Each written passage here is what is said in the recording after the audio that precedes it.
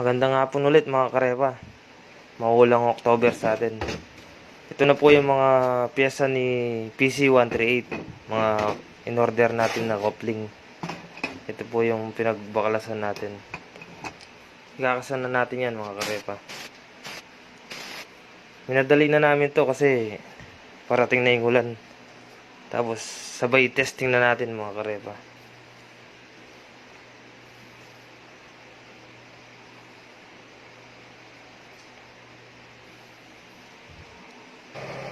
Ayan na mga karepa, ito na yung matyagang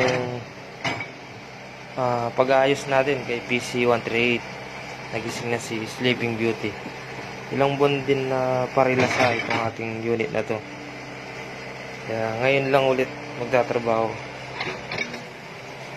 Maraming salamat mga karepa. Follow nyo ako sa mga hindi pa nagpa-follow.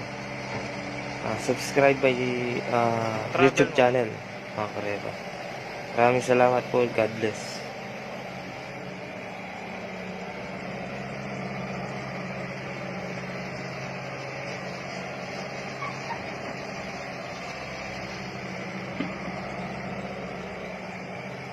Travel.